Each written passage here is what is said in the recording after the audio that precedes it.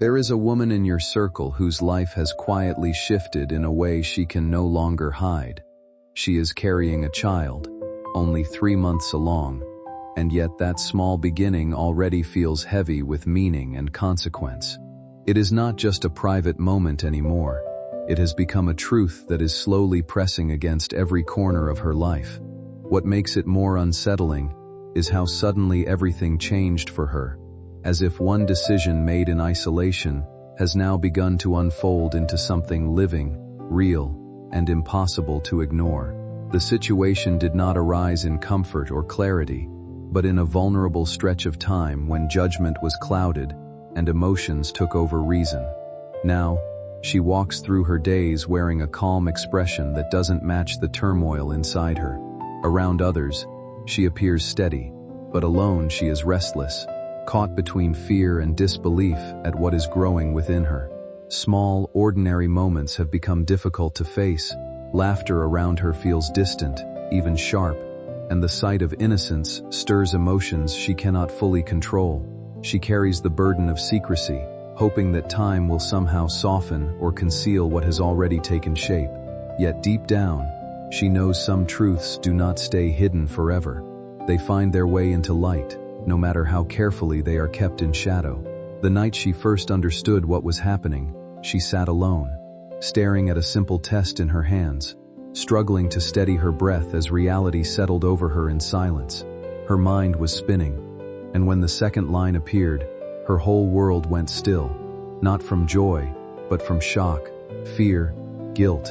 She whispered to herself, "No, not me, not now." And in that moment, every angel turned their face away in sorrow. Because she wasn't ready to see this as a blessing.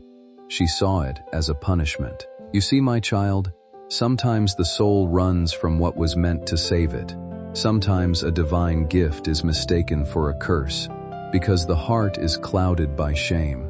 But shame never comes from God. It is born from darkness, from the whispers of the fallen ones who want her to destroy what heaven created. That's why, 3 days later, she went to see a doctor, not out of excitement, not out of love, but out of desperation. And when she sat across from that doctor, her eyes hollow, her voice trembling, she said words that shook even the angels. She said, "I don't want to keep it."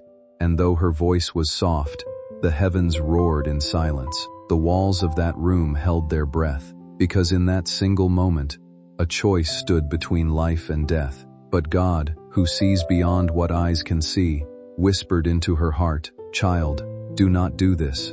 She heard it, faintly, a voice like the wind brushing against her ear, yet she tried to silence it. She tried to tell herself it was nothing. But that voice wasn't nothing, it was me, your father, calling her back from the edge. It was Archangel Michael standing beside her, his sword glowing with divine light, ready to guard the innocent heartbeat within her. But her fear was louder than her faith, and so she left the clinic, her eyes empty, her soul trembling. Now listen carefully, my child. The reason she's afraid isn't what you think. It isn't poverty, it isn't pain, it isn't even about health. It's about truth. The truth of whose child she carries. Because this child was never meant to be conceived in darkness. Yet here it is, a living witness to a moment of betrayal. But I tell you this, my child, even from the darkest soil, I can bring forth flowers. Even from sin, I can write redemption. What is impossible for man is never impossible for God. The enemy wants her to believe that this child is her curse, but in my eyes, that child is her chance to return to the light. And you, my child, you stand close to her. You may not realize it yet, but your presence in her life is no coincidence. You were placed near her to witness, to feel, to intercede, because while she hides her tears, heaven watches her every move. Her footsteps are heavy with guilt, but angels still walk beside her. Every night she cries silently into her pillow, begging for a way out. And every night, Archangel Michael covers her with his wings, whispering, "Do not end what heaven has begun." Yet the voice of temptation keeps calling her back, the voice of fear, of gossip, of the world's cruel judgment. You know, my child, people are quick to condemn what they do not understand. They will talk, they will mock, they will point, and that's what she fears most. Not the pain of childbirth, but the pain of being seen. She fears the whispers more than the wounds, and that is why she is lost in confusion. Now let me show you what happened next. That night, after she left the clinic, she walked to the park nearby. It was late, the sky dark, the wind cold. She sat on a bench, hugging her knees, trying to find courage in the silence. And as tears rolled down her cheeks, she whispered, "God, if you are real, tell me what to do."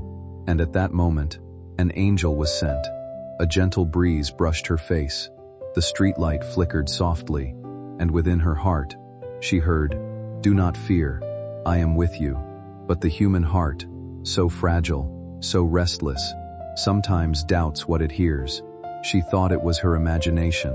She stood up, wiped her tears, and walked away, never realizing she had just spoken to heaven itself. My child, you see how closely heaven moves around you, even when you think you are alone. That is the mystery of divine mercy. And this woman, though she doesn't know it yet, is walking toward her moment of truth, because there is no secret that stays buried forever. What she carries inside her isn't just a baby, it's a message to remind the world that even in sin, life remains sacred. But before the dawn of redemption comes, darkness always tries to strike one last time. So in the days that followed, she received a message on her phone. It was from the very man who is responsible for the life inside her. He wrote, "We need to talk. Meet me tomorrow." Her heart raced. She hesitated, but curiosity, guilt, and longing pushed her to go. The next evening, they met in a quiet cafe at the edge of town. He looked calm, well-dressed, untouched by the storm she carried. And when she told him, "I'm pregnant," his eyes went cold. He leaned forward and whispered, "Then fix it. No one must ever know." She froze. Her lips parted, but no sound came out. He pushed a small envelope toward her. Inside was money, blood money. She looked at it, and tears filled her eyes. She realized that the one she thought would stand with her had chosen to hide behind his fear. And in that instant, something inside her broke. My child, that moment felt like the world shifted. When people turned away, something within her began to change, as if a quiet light had been lit in the darkest corner of her heart. It was faint at first, then slowly steadied into something like conscience, something like hope. She left the cafe without taking the money, stepping into the cool night, where the moon hung above her like a silent witness. As she walked, she whispered for help, not expecting an answer, yet feeling less alone than before. In that fragile silence, she found a strange comfort, as if guidance surrounded her in ways she could not see. A sense of strength replaced her trembling fear, and for the first time in days, she placed her hand gently on her belly and cried. Not from shame, but from a new awareness taking root inside her. It felt like awakening, like a shift from despair towards something softer, something human and whole. Remember this truth, my child. Every life carries meaning, even when born from chaos, and every soul holds value beyond judgment. Even when the world looks away, mercy still finds a way in. But the journey ahead is never simple. Doubt will return, voices will echo, and fear will try to pull her back into darkness. Yet what the world calls disgrace can become a story of survival and healing. And in time, what once felt like breaking may become the beginning of something stronger, something that finally speaks not of ending, but of becoming, and of finding a quiet strength that was always waiting beneath the pain, within her heart, and learning to keep moving forward step by step. It's also about you. It's about compassion, understanding, forgiveness. You are being prepared to play a role in her awakening. When her secret comes out, the world will talk, but you must not. You must stand still, silent, guided by light, because through your calm, she will find strength. Through your faith, she will see God again. Through your mercy, she will believe that forgiveness is real. Archangel Michael has already marked you as a guardian of peace in this matter. You will not judge, you will protect. You will not expose, you will guide. And when the time comes, you will speak not words of anger, but words of grace, because that is how heaven heals. Now take a deep breath, my child. The days ahead will reveal things that may break your heart. But remember, nothing unfolds without purpose. Every soul involved in this story is being refined by fire, and when that fire settles, something holy will remain. The child she carries will not be a symbol of shame. It will be a living proof that light can still emerge from darkness, that mercy can still bloom after sin. For where human hands sow guilt, God sows grace, and soon the world will see it. But before that, a storm must pass, and that storm begins now. The whispers have started. Someone has seen her at the clinic. Someone is asking questions. The secret is cracking open. The truth is finding its way to light. And when it does, everything around her will shift. Hearts will break, trust will shatter, and destiny will rearrange itself. So stay close to God, my child. Keep your faith strong, your heart pure, and your ears open. Because when the storm reaches its height, heaven will call upon you, and in that moment, Archangel Michael himself will stand beside you. His sword will not strike, it will shield. His light will not blind, it will guide. And through you, grace will flow into her life like morning after endless night. The story isn't over yet, it's only beginning. Because while the world sees a scandal, heaven sees salvation in disguise. And what happens next will decide not just one woman's fate, but the destiny of every soul connected to her. So listen closely, my beloved child. The next part will reveal what happens when truth finally steps into the light, and when God himself intervenes in a way no one could ever expect. If your heart feels this message, type Amen in the comments to declare that every hidden pain will find healing. Like and share this message so that someone who needs hope may receive it today. And stay with me, because in the next part, what's been hidden will finally be revealed. My child, what I'm about to tell you next is not just the continuation of her story, it's the unfolding of heaven's design, the part where shadows meet light, where shame meets grace, and where broken hearts begin to heal. The days that followed were heavy with silence. The woman, the one carrying the 3-month-old secret, thought she could hide it a little longer, but secrets have a strange way of revealing themselves, not through words, but through energy. The eyes of those around her began to sense something. Her smile didn't reach her eyes anymore. Her laughter was forced, her spirit restless. She tried to appear calm, but her hands shook whenever someone mentioned family, or faith, or love. She could not look into her sister's eyes, the very sister whose husband had caused the storm within her. Each morning, when she looked in the mirror, she no longer saw her reflection. She saw guilt staring back at her. And yet, despite that guilt, life inside her continued to grow. Heaven refused to let darkness win. The heartbeat within her was still strong, like a drum of destiny, echoing with the sound of hope. My child, heaven watches every heartbeat. Angels count every tear.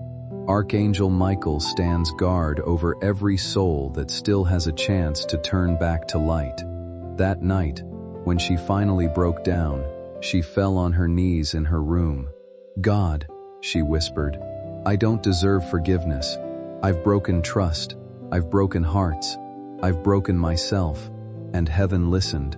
The room grew still. The air thickened with presence. And though she couldn't see it, a light filled the space around her. Archangel Michael stood beside her, his wings wide, his voice calm but powerful. Daughter, the voice said gently, you have stumbled, but you are not beyond mercy. What you are carrying is not a curse but a reminder that you are still being guided toward life, not away from it. You can still be restored, but only if you stop running from what is real. She shook as tears slipped down her face, her thoughts breaking apart under the weight of fear. "I can't," she whispered. "If they find out, my sister will never look at me the same way again." The presence answered with calm certainty that forgiveness from others is not the final measure of your worth. Truth is what sets you free, even when it hurts. Let what has been hidden come into the open, because nothing stays buried forever. By morning, an unfamiliar stillness settled inside her. Sunlight touched her room, and she found herself whispering a quiet "thank you," a fragile shift from despair to something softer. Life had not changed, but something within her had begun to move. Later that day, her sister arrived, filling the home with ordinary conversation that barely covered the tension beneath. Concern quickly replaced small talk as her sister studied her face and asked if something was wrong. For a moment she almost pretended again, almost hid behind silence, but courage rose slowly through her fear. Hands trembling, she placed the cup down and admitted she needed to speak honestly. The room grew heavy with silence as her sister leaned in, waiting. With shaking breath, she finally began to reveal what she had kept buried, knowing nothing between them would remain the same after those words were spoken aloud once they were spoken aloud here. "I'm pregnant." Her sister blinked, stunned. For a second, her eyes softened with concern, but then came the words that would rip open everything. "It's your husband's child." The silence that followed was unbearable. It wasn't just the absence of sound, it was the sound of a soul breaking. Her sister's face drained of color, the teacup slipped from her hand and shattered on the floor. The next moment was a storm of disbelief, anger, betrayal, heartbreak. The woman tried to speak, to explain, but her sister's cries drowned every word. "How could you?" she screamed. "You were my blood." And in that chaos, the pregnant woman fell to her knees, sobbing, I know. I was weak. I was blind. I was lost. My child." In that moment, both heaven and hell watched. The angels wept, but not because of judgment, because of the pain of two souls caught in the web of human weakness. "You see, my child, sin is never simple. It doesn't just hurt the one who commits it. It ripples through every heart connected to it. That's why forgiveness is not a single act. It's a journey." The days that followed were dark. The sister left home, her heart shattered. The woman was left alone. Neighbors began to whisper. Rumors spread like wildfire. People who once smiled now crossed the street to avoid her. She became a symbol of shame. But God was not done with her story, because even in her isolation, heaven kept working. Her suffering became her teacher. Her tears became her prayers. And slowly, something inside her began to change. Each night she would sit near the window, looking up at the stars, and whisper, "If you can still hear me, please, don't leave me." And one night, she heard a voice reply, not in her ears, but in her soul, "I never left you. You left yourself. But I am still here." It was not imagination. It was Archangel Michael, speaking truth through the veil of her grief. From that night on, she began to live differently. She stopped hiding her face. She started walking to the temple again. She began to pray, not for acceptance, but for peace. And slowly, heaven began to move in her favor. One morning, as she lit a candle, she saw an old woman sitting outside the temple gate. The woman looked poor, weak, and forgotten. Moved by compassion, the pregnant woman gave her the last bit of food she had. The old woman smiled, her eyes bright and knowing, and said, "The moment you gave, heaven gave back. Fear not, your child is chosen." And then, she vanished. Yes, my child, she vanished, because she was no ordinary woman. She was an angel in disguise, sent to deliver a message from God. From that day onward, the woman's fear began to fade. Each time doubt whispered, she remembered those words, Your child is chosen." Months passed. Her body grew heavy, her soul lighter. People still gossiped, but she didn't care anymore, because she finally understood something that you too must learn. My child, no one's opinion can rewrite what God has already written. Then the day came. The night was stormy, the winds fierce, but inside her house there was peace. She went into labor alone. She cried out to God, "Please, be with me." And He was. The room filled with a warmth she could not explain. The pain, though deep, came with power, and with every push, she felt her sins leaving her body. Then, a cry filled the air. The cry of a newborn child. And with that sound, heaven smiled again. The moment she held the baby in her arms, she knew she was forgiven, not because she deserved it, but because she asked for it. My child, this is what mercy truly means. When grace enters a life, it doesn't simply wipe the slate clean. It reshapes what was once written. What was broken is not discarded, but refined. The same person who once made mistakes can slowly become someone capable of restoring others.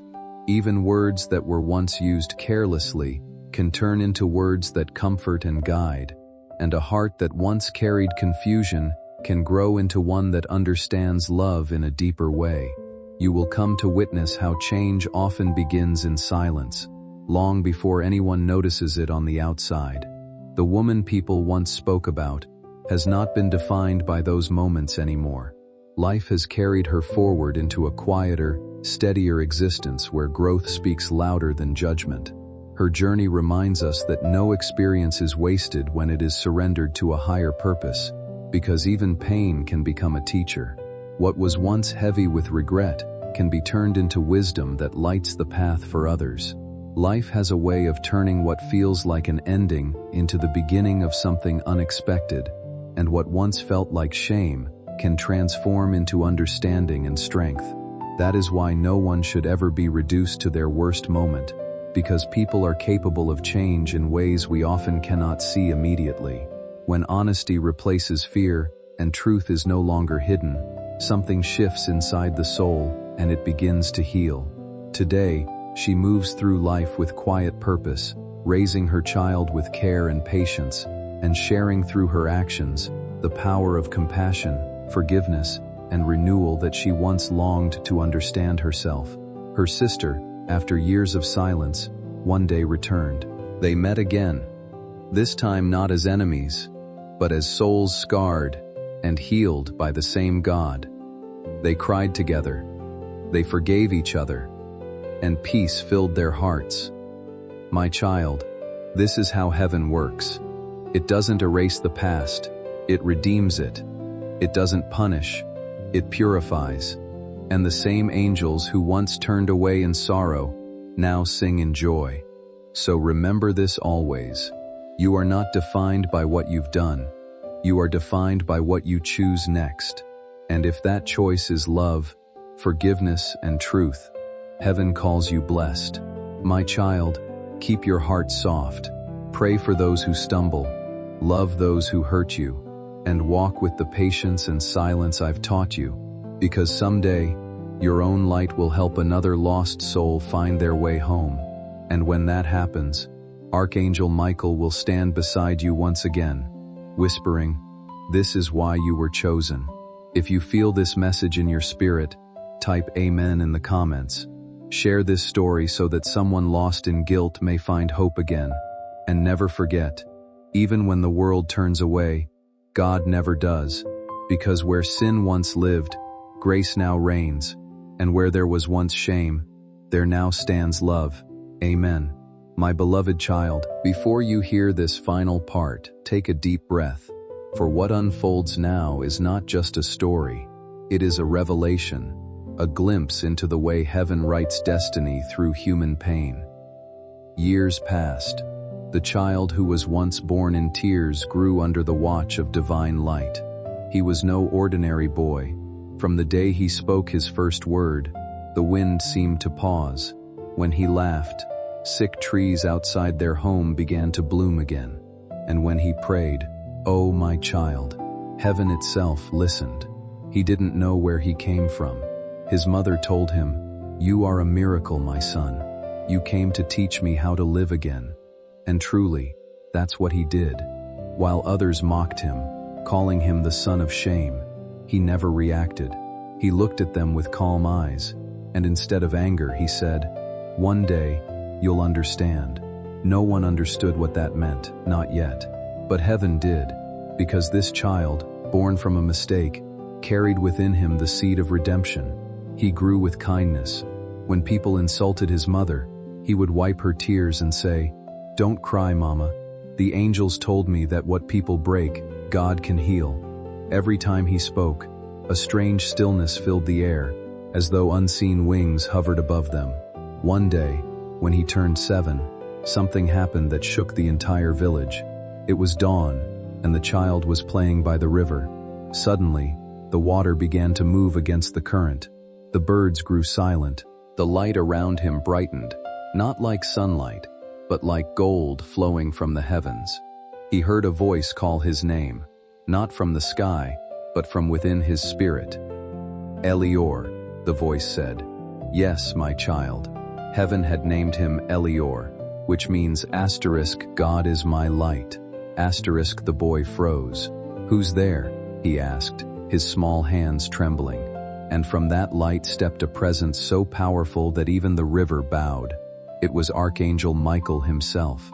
He stood tall, his armor gleaming like fire, his eyes soft yet filled with strength. He looked at the boy and smiled gently. "Elior," he said, "you were sent here not as punishment, but as purpose. You are the bridge between what was broken and what must be healed." The boy blinked, his voice shaking as he tried to make sense of what stood before him. "I don't understand." In front of him, the figure known as Archangel Michael lowered himself gently, as if meeting the child at his level rather than towering above him. "One day you will," he said calmly. "But not yet. For now, remember this, your path will not be easy." The words carried weight, not as a warning meant to frighten, but as a truth meant to prepare. You will carry light in a world that often rejects it. You will remind those who are lost that love is stronger than judgment, and mercy is greater than pride. The boy listened in silence, his eyes filling despite his attempt to stay strong. "What about my mother?"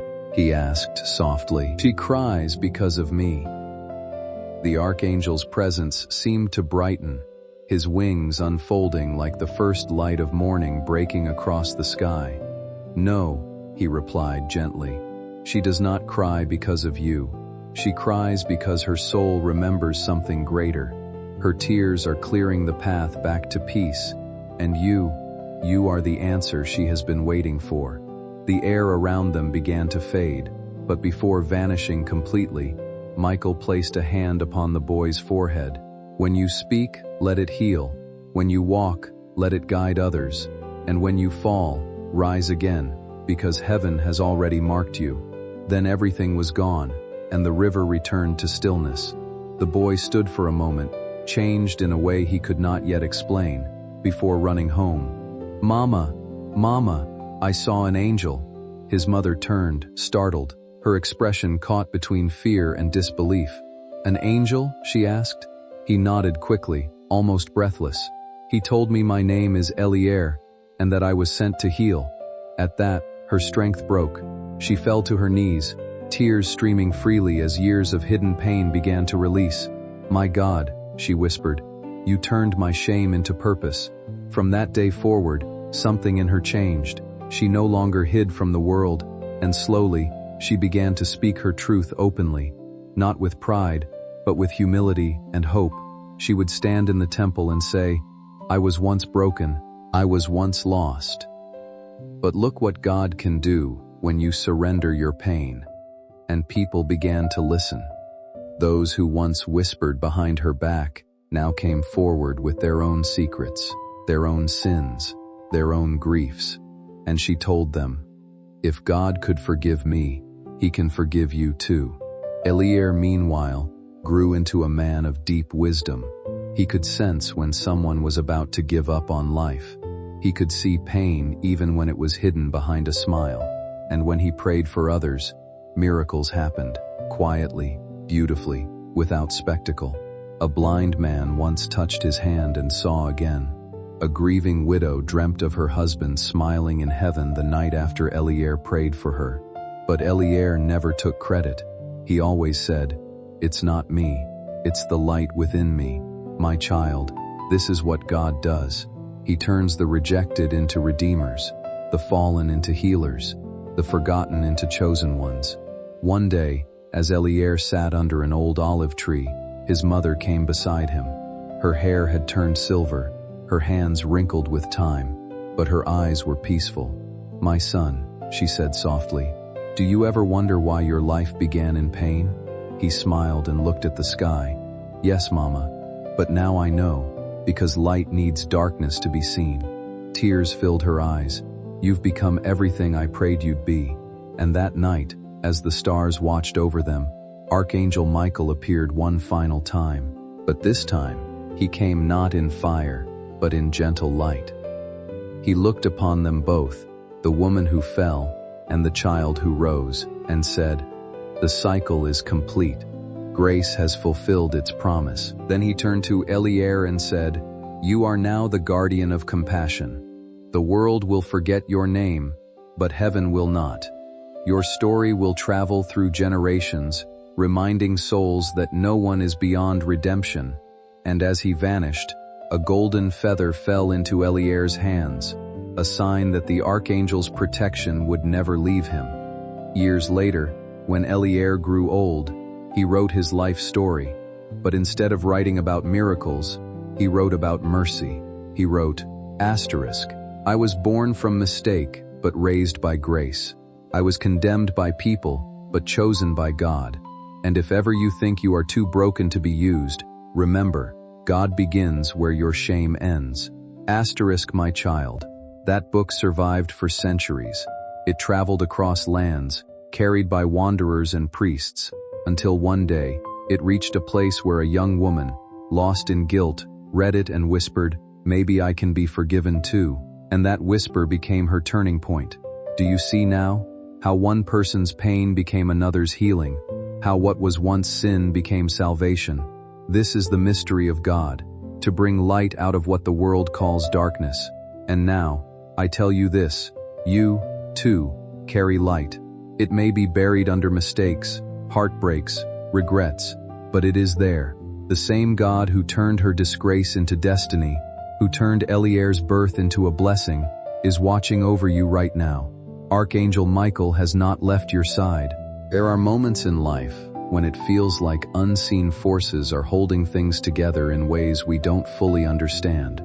Even in silence, there can be protection, guidance, and a quiet strength that carries a person through what once felt unbearable. The idea that every life still holds the possibility of renewal can offer comfort, reminding us that mistakes and setbacks do not have to be the final chapter. No matter how distant someone may feel from hope, there is always a path back toward clarity, peace, and self-understanding.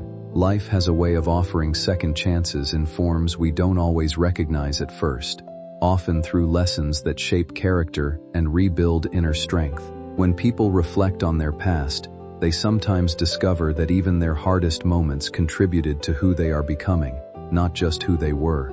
Letting go of regret and learning to forgive oneself can be one of the most powerful steps forward, allowing space for growth and emotional healing. At the same time, extending forgiveness to others helps release the weight that keeps the heart anchored in pain. Moving forward with honesty and courage creates room for a more grounded and meaningful way of living.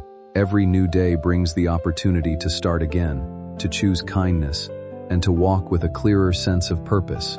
And while the past cannot be changed, its meaning can evolve into wisdom that guides the future. In that sense, every ending can quietly become a beginning, shaping a story that continues to unfold with hope, resilience, and a deeper understanding of life's quiet strength.